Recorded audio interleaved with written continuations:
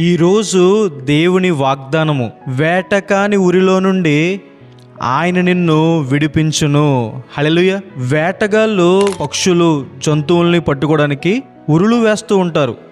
ఉరులు వాటికి కనిపించవు. పడిపోయిన తర్వాత, చిక్కుకున్న తర్వాత తెలుస్తుంది. సాతాను కూడా మనలను పడేయడానికి శరీరాశ, నేత్రాశ, జీవపుటంబము, చెడ్డ స్నేహితులు, చెడ్డ ఆలోచనలు, మోసాలు, అనారోగ్యము, అప్పులు ఇలాంటి వలలు వేస్తాడు.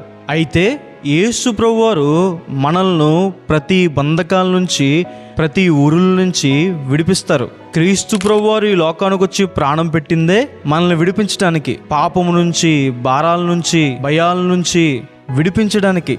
దానియేలుని సింహపు బోన్లోంచి విడిపించిన దేవుడు, షడ్రక్, మేషక్, అబేద్నెగోని అగ్నిగుండంలోంచి విడిపించిన దేవుడు, పేతురు గారిని చెరసాలలోంచి విడిపించిన దేవుడు, ఈరోజు మీరు ఆత్మీయంగా, ఆర్థికంగా, ఆరోగ్యపరంగా ఏ బంధకాల్లో ఉన్నా ఆయన మిమ్మల్ని విడిపిస్తారు. దేవుడు గోనె బట్ట విడిపించి సంతోష వస్త్రాన్ని ధరింపచేస్తారు.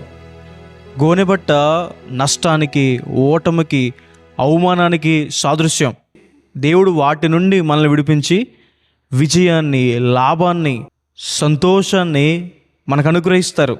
ప్రతి విధమైన అనారోగ్యం నుంచి ప్రభువు విడిపిస్తారు. యేసు ప్రభువారు మనల్ని విడిపించడం మాత్రమే కాదు, విడిపించిన తర్వాత గొప్ప చేస్తారు, ఉన్నత స్థలాల్లో నిలబెడతారు. యోసేపుని చెరసాల నుంచి విడిపించి ఐగుప్తు దేశానికి గొప్ప అధికారిగా దేవుడు చేశారు. దేవుడు మనల్ని విడిపించిన తర్వాత సమాధానాన్ని, సంతోషాన్ని దయచేస్తారు. విడుదల మనం అనుభవించాలంటే ప్రార్థన చేయాలి, పరిశుద్ధంగా ఉండాలి, దేవుని మీద విశ్వాసం ఉంచాలి, మన జీవితాన్ని దేవునికి సమర్పించుకోవాలి. ఈ వాగ్దానం విశ్వాసం ఉంచండి.